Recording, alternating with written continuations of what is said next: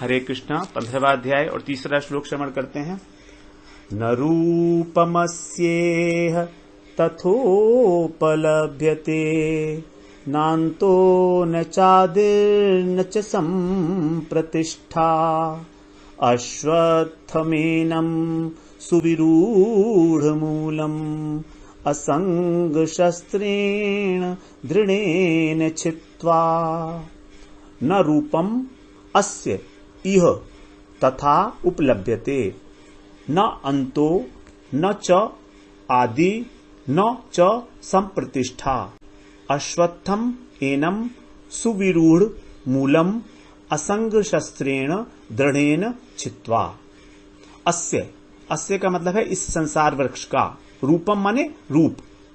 तो इस संसार वृक्ष का जिस प्रकार का रूप देखने में आता है, जो हम देख रहे हैं, जैसा ये दिख रहा है, तथा माने वैसा, इह माने यहां पर, अर्थात यदि विचार किया जाए तो न उपलभ्यते, ऐसा मिलता नहीं है। कह रहे हैं कि इस संसार रूपी वृक्ष ये जिस प्रकार का दिख रहा है ना हमको, ये वास्तव में यदि विचार किया जाए तो ऐसा है नहीं। न अंतो, इसका कोई अंत नहीं है, न इसका कोई आदि है और न ही कोई इसकी स्थिति है। संप्रतिष्ठा, स्थिति ही नहीं है इसकी, तो इसका ना तो अंत है, ना आदि है, ना स्थिति है। अश्वत्थम एनम, एनम माने यह जो अश्वत्थ है, अश्वत्थम है मतलब संसार रूपी वृक्ष है, ये कैसा है? सुविरूढ़ मूलम, इसकी जो मूल हैं, इसकी जो जड़ें हैं वो बहुत गहरी हैं, बहुत दृढ़ हैं। असंग शस्त्रेण दृढ़ेन छित्त्वा, इसकी जो बताई गई हैं जड़ें कैसे बहुत ज्यादा दृढ़ हैं, क्योंकि ममता, कामना, हमारा शरीर के साथ जो तादात्म्य है, आइडेंटिफिकेशन है, it has been very very strongly inbuilt into our system. हमारे अंदर बहुत गहराई से कामनाएं, वासनाएं भरी हुई हैं। इसीलिए कह रहे हैं असंग शस्त्रेण दृढ़ेन छित्त्वा। छित्त्वा माने छेदन करना। तो इसको कैसे काटना है? छित्त्वा, छेदन कैसे करना है इसका? असंग शस्त्रेण, असंग रूपी शस्त्र के द्वारा, अर्थात अनासक्ति। इस संसार के व्यक्तियों में, पदार्थों में, क्रियाओं में अनासक्ति के द्वारा, किसी भी प्रकार की आसक्ति का ना होना। असंग शस्त्रेण, यही है शस्त्र। इस संसार से मुक्ति पाने का एक ही साधन बता रहे हैं यहां पर, इस संसार की वस्तुओं में, व्यक्तियों में आसक्ति का न होना, असंगता। दृढ़ेन छित्त्वा, दृढ़ होकर, आसक्ति भी, अनासक्ति भी ऐसी हो जो पक्की हो बिल्कुल, क्योंकि इसकी जो जड़ें हैं वो बहुत मजबूत हैं। तो हमारा जो शस्त्र है काटने का, वो भी बहुत मजबूत होना चाहिए। अगर हमारा शस्त्र बहुत अधिक मजबूत नहीं है, दृढ़ नहीं है, तो बहुत मुश्किल होगा काटना इसको, संसार को छेदन करना। और यहां पर कह रहे हैं न रूपम अस्येह तथोपलभ्यते, जैसा ये है, जैसा दिख रहा है वैसा ही है नहीं। अब दिखता तो हमको बड़ा अच्छा है, ये संसार बड़ा सुखमय दिखता है, आनंदमय दिखता है, कितना यहां पर आराम है, कितनी सुख सुविधाएं हैं, कितना सुख मिल रहा है। लेकिन भगवान क्या कह रहे हैं? दुखालयम अशाश्वतम, ये दुख का आलय है, अशाश्वत है, क्षणभंगुर है, खत्म होने वाला है। लेकिन दिखता तो नहीं है ऐसा। इसलिए कह रहे हैं जिस प्रकार का इसका रूप है, जो हमें दिखाई दे रहा है, वो ये है नहीं, क्योंकि इसका न तो अंत है, न आदि है और न संप्रतिष्ठा है। लगातार एक फ्लो की तरीके से, एक प्रवाह की तरीके से बह रहा है। अब यह नहीं कह सकते कि संसार कब से है जी, पता नहीं कब से है, शुरू से ही है, जब से भगवान है, जब से आत्मा है, जब से जीव है, जब से प्राणी है, तब से संसार है। तो प्रवाह की तरीके से निरंतर बहता चला जाता है। कभी प्रलय होती है, कभी फिर सृष्टि होती है, फिर प्रलय होती है, फिर सृष्टि होती है। तो एक चक्र की भांति ये घूमता रहता है। जब एक जो जायंट व्हील होता है, तो कहां से शुरू हुआ और कहां अंत हुआ ये पता नहीं है, क्योंकि तो लगातार घूमता रहता है। उसी प्रकार ये संसार, संसरती इति संसार, जो लगातार सरक रहा है। अश्वत्थमेनम सुविरूढ़ मूलम, इसकी जो जड़ें हैं वो बहुत मजबूत हैं।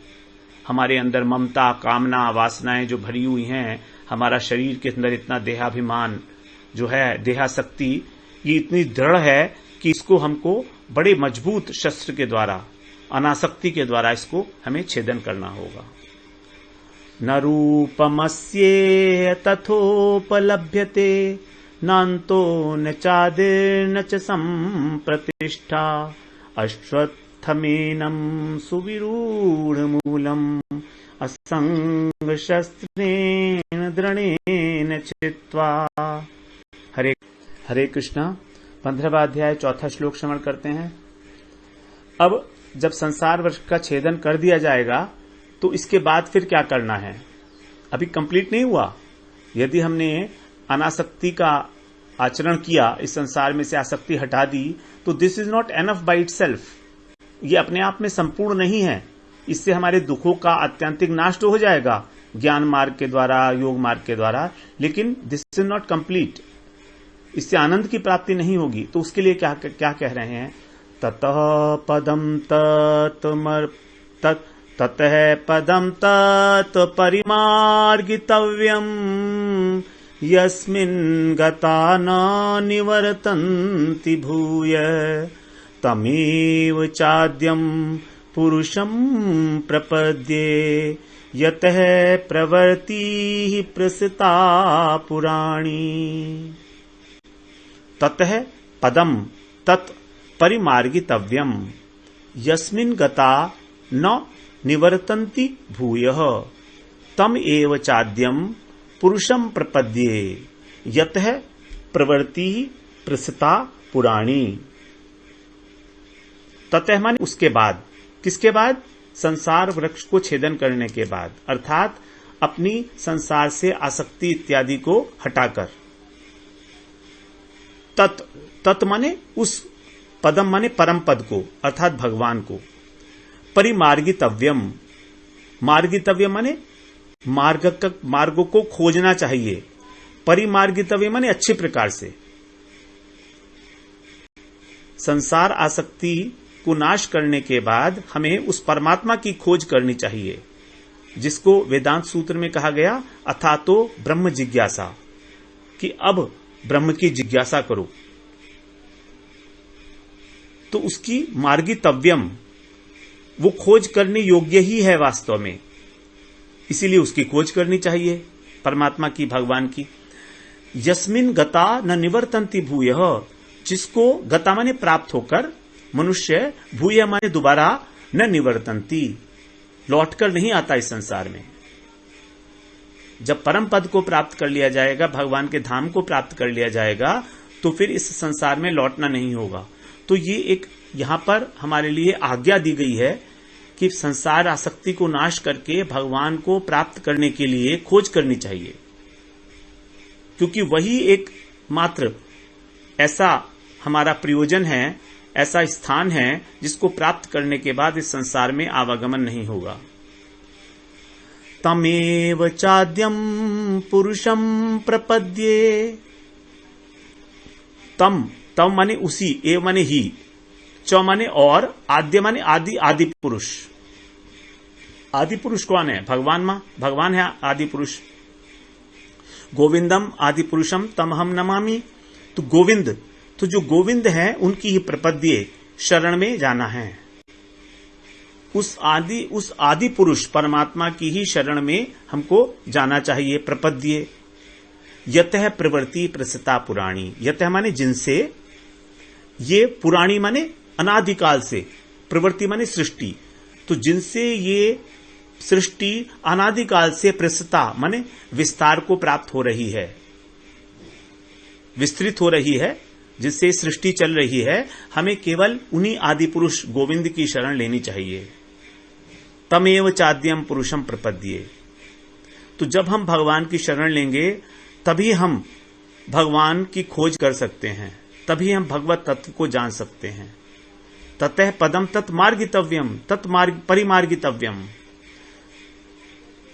तो मार्गितव्यम खोज कैसे होगी? जब हम उनकी शरण लेंगे। तम एव चाद्यम पुरुषम प्रपद्ये। उस आदि पुरुष, जहां से सारी सृष्टि का विस्तार हुआ है, जब हम उनकी एकमात्र, तम एव माने ही, केवल एकमात्र, जब हम उस आदि पुरुष की शरण लेते हैं, तभी वास्तव में हमारी खोज आरंभ होती है। परमात्मा की, तभी उनकी कृपा का अनुभव होता है, तभी हमें तत्व ज्ञान होता है। तो जब तक उनकी शरणागति नहीं ली है तब तक हम भगवान को जानने का प्रयत्न करके भी उन्हें जान नहीं सकते।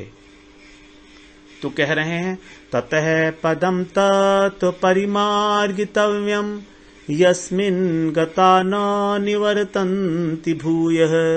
भूय माने दोबारा से। तमेव चाद्यम पुरुषम प्रपद्ये यतः प्रवृत्ति प्रसृता पुराणी। हरे कृष्ण। हरे कृष्णा 15वां अध्याय और 5वां श्लोक। अब जो उस परम पद को प्राप्त कर चुके हैं उनके लक्षण बता रहे हैं। भगवान उन भक्तों के लक्षण बता रहे हैं। 12वें अध्याय में भी देखिए भगवान ने लक्षण बताए, 14वें अध्याय में भी लक्षण बताए हैं, और यहां पर भी 15वें अध्याय में भी अब भक्तों के लक्षण बता रहे हैं जो उस आदि पुरुष परमात्मा को प्राप्त कर चुके हैं, परम धाम को।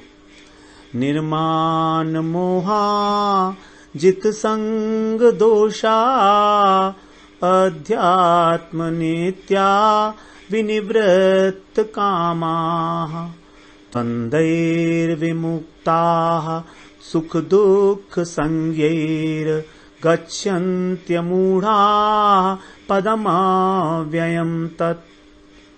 निर्माण मोहा जित संग दोषा अध्यात्म नित्या विनिवृत्त कामा द्वंद्वैर विमुक्ताः सुख दुःख संज्ञैर गच्छन्ति अमूढ़ा पदम अव्ययम तत्। पदम अव्ययम तत्, तत् माने उस, अव्यय माने अविनाशी, पदम माने परम पद को, गच्छन्ति माने प्राप्त होते हैं। कौन प्राप्त होता है? अमूढ़ा, जो मूढ़ नहीं है, अर्थात जिनका मोह नाश हो चुका है, सांसारिक मोह, जिन्हें किसी प्रकार का मोह नहीं है, उन्हीं को कहा गया अमूढ़, अर्थात ज्ञानी पुरुष। जो साधक हैं, जो उच्च स्थिति वाले साधक हैं, उनके लिए कहा गया अमूढ़। कौन प्राप्त कर सकते हैं? जो अमूढ़ हैं, वही उस परम पद को, अविनाशी परम पद को प्राप्त करते हैं। अब उनके लक्षण बताए जा रहे हैं। निर्माण मोहा, अर्थात जो मान से और मोह से रहित हैं। नी का मतलब है निर्गतः, जिनका मान और मोह निर्गत हो चुका है, खत्म हो चुका है। किसी प्रकार का उनमें मान सम्मान इत्यादि प्राप्त करने की कोई अभिलाषा नहीं है, जिनका संसार में मोह नहीं है। जित संग दोषा, जिन्होंने, संग का मतलब है आसक्ति, जिन्होंने आसक्ति रूप दोष को जीत लिया है, अर्थात संसार से किसी प्रकार की कोई आसक्ति नहीं है उनको, किसी वस्तु में या किसी व्यक्ति में। तो वास्तव में यही संग जो है, असंग को ही भगवान ने इससे पहले शस्त्र बताया था। तो संसार की आसक्ति को त्याग करने के लिए अनासक्ति ही एकमात्र शस्त्र है। तो जित संग दोषा, जिन्होंने आसक्ति रूपी दोष को जीत लिया है। अध्यात्म नित्या, अध्यात्म का मतलब है यहां पर परमात्मा। अध्यात्म का मतलब होता है आत्मा भी होता है, अधिकृत रूपेण जो आत्मा है। तो अध्यात्म नित्या, अर्थात वो भगवान में नित्य लगे हुए हैं, उनकी नित्य स्थिति है भगवान में। विनिवृत्त कामा, और संपूर्ण कामनाओं से अच्छे प्रकार से निवृत्त हो गए हैं। अब कोई कामनाएं वासनाएं, सांसारिक कामनाएं वासनाएं अब नहीं रह गई हैं उनके अंदर। द्वंद्वैर विमुक्ता, और जो द्वंद्व हैं, द्वंद्व का नाम बता रहे हैं सुख और दुख संज्ञाई। सुख और दुख संज्ञा वाले जो द्वंद्व हैं, सुख दुख, मान अपमान, निंदा स्तुति इत्यादि जो द्वंद्व हैं, जो दो का पेयर होता है, इसको बोलते हैं द्वंद्व। तो सुख दुख आदि जो द्वंद्व हैं, इनसे मुक्त हो चुके हैं। वही लोग, ऐसे ही लोग जो हैं, उनको कहा गया अमूढ़ा, और वही उस परम पद को प्राप्त करते हैं। गच्छन्ति अमूढ़ा पदम अव्ययम तत्, तत् माने उस पद को, परम पद को। तो ये सब भगवान ने यहां पर लक्षण बताए हैं जो परम पद को प्राप्त करने वाला साधक है उसके लिए। निर्माण मोहा जित संग दोषा अध्यात्म नित्या विनिवृत्त कामा द्वंद्वैर विमुक्ताः सुख दुख संज्ञैर गच्छन्त्यमूढा पदमव्ययम् तत्। हरे कृष्णा। हरे कृष्णा। 15वां अध्याय 6वां श्लोक इंपॉर्टेंट श्लोक है कि वो अविनाशी पद कैसा है, तो वहां पर बता रहे हैं, न तद भासयते सूर्यो न शशांको न पावकः यद गत्वा न निवर्तन्ते तद्धाम परमं मम। न तद भासयते सूर्यो न शशांको न पावकः यद गत्वा न निवर्तन्ते तद्धाम परमं मम।